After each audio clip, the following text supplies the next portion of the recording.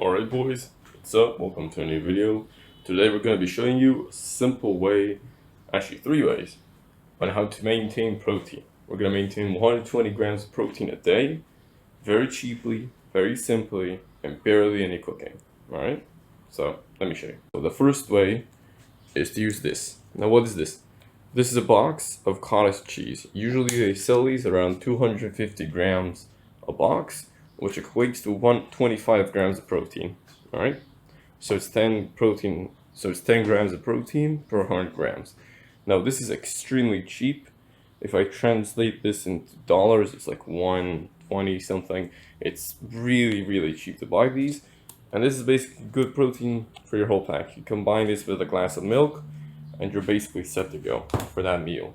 Now the second way is a bit more complicated. So this actually requires cooking, but it's like the most simple cooking you can imagine. So what you need to do is you take a pan, you take 4 eggs, yes, 4 of them, which again, eggs are not expensive at all. Like you can buy 12 of these for basically nothing. You take some salt. Now, usually you would just take some salt and pepper, but to make this, a bit more spicy and actually tasty, we take the cumin, which is extremely important spice, bro. If you don't have this, buy it. You can buy like 4 of these for like $2 something. Also, you need here's the secret ingredient. You get a tiny bit of cinnamon. So the first step is you take a small bowl, you crack open the eggs in the bowl, alright? Take these, crack them open in the bowl, then all you need to do, you can either mix them or you can leave them as they are. I prefer to leave them as they are. If you're gonna mix them, then you just put the spices in. You put a bit of cinnamon. Do not put a lot. It'll be very strong. You put some decent amount of cumin, some salt. Then you mix it, and then once you have that ready, you go to your pan. You put a bit of olive oil. Okay, you don't want to put a lot. You want to basically have it like.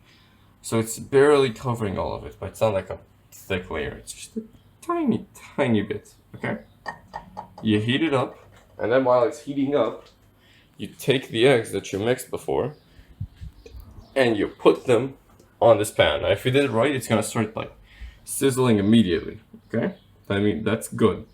Then, once it's starting to sizzle, you take any sort of like big spoon, and basically you just shove the sides, okay? You shove the sides so it doesn't stick to the sides of the pan, okay? You do that once.